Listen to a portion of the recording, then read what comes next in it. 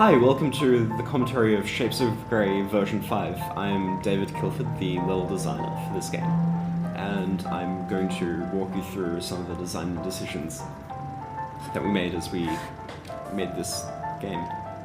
So as you can see, first off, the game looks very different from when you last saw it. We've only today actually started using solid colors and desaturating everything, so only very important things have color at the moment, which you'll see as we go later on. Also, we changed the controls as well. It's much more fluid than before, which makes sections like this much easier.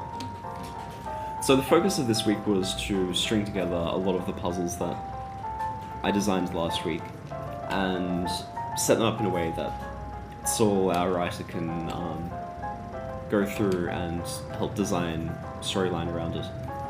Also, it means that we're more on the same page than before. Also, we have dashing again. Yeah, it was something that we were kind of missing for a while. The cooldown is quite long for dashing at the moment, but the idea is the player should only really do it when they need to. At the moment, it's just because they have a stupidly long cooldown, and currently we're not explaining what the cooldown is or giving any kind of visual indicator. So that's something that we're probably going to fix in the next while. Also, yeah, I'm only explaining things through tooltips and only controls for this. So when we were doing our playtesting yesterday, I'm very much a believer of telling the playtesters absolutely nothing aside from double click on this to start the game. And it means that the playtesters need to think more for themselves, so it's much more realistic. And it means that they play smarter too. If you start telling them what to do, they will play like idiots, essentially.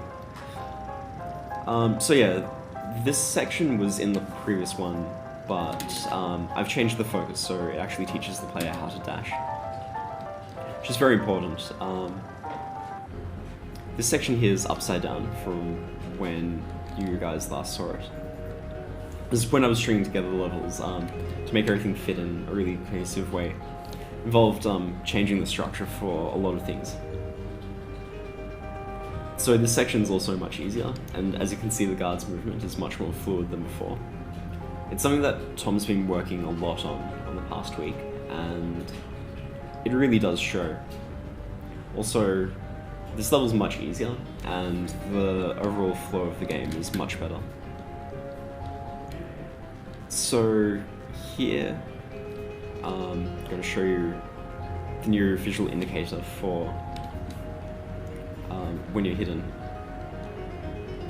So if you're away from it, you're kind of this light blue color, then when you stand next to it, your color fades to a much darker blue color.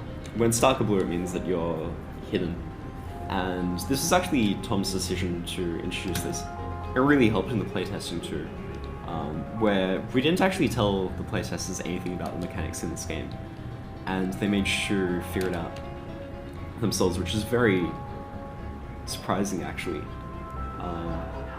Explaining things purely through gameplay is something that's really hard to do.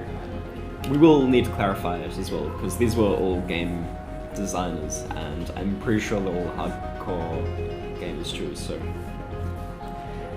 a lot of people won't pick up on it, but all four of our testers made sure to pick up on how hiding works.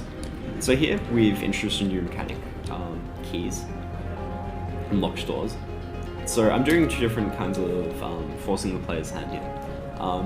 In this section here, there's the locked door trigger, so if the player gets the key, even if they try and leave up through here, they'll unlock the door and see that immediately, so they'll know, okay, this is the right way to go. This section I'm really worried about. It's the first time I'm actually forcing the player to hide on blue walls and actually move into the guard's sight. One small change I did after the playtest was I added two walls here, because quite a few people tried to bump into the guards and push them around, which really isn't the point. We'll probably have some kind of narration cue around here to explain, you know, it is actually safe to walk past, because people are very worried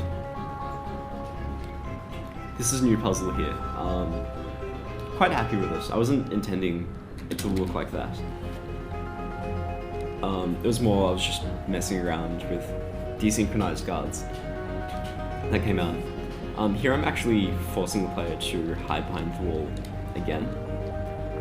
A lot of the deaths in the playtesting was this area. They tried to sneak behind the guards around here, and every time they bump into them, and guard would aggro like that. So by this point, the player should have a pretty fair idea that blue is good, and the color indicator really does help a lot. It tells the player that there is something definitely happening here. So this room, just trying out a few different things to do with keys and blue walls. Two mechanics that we're going to use throughout the whole level, throughout the whole episode actually. So we need to make sure the player knows this definitely.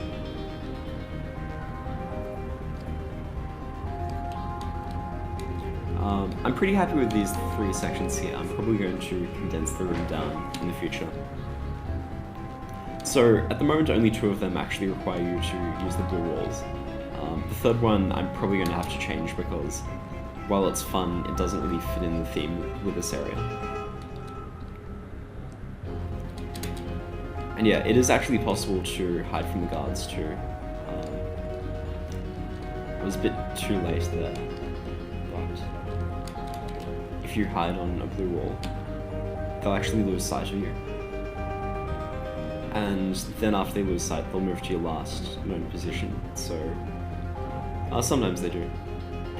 And yeah, that's something we're going to explain very soon, I guess, like in the next section of this. The game's actually done here, I just need to collect the 3 keys and then yeah, the gates will open. So these levels will only show single color gameplay.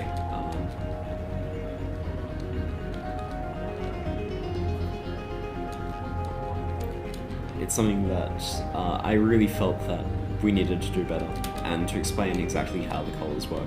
Also, it was a bit of a test myself to make sure the player definitely knew how the mechanic worked and seeing if it could be explained purely through gameplay. So this is the end of Shapes of Grey version 5 commentary. Any feedback, I guess, or ways to explain how the mechanic works better, I guess. Also, any questions about any changes that we've done or the rationale behind it, just send us on essentially any of the social networks.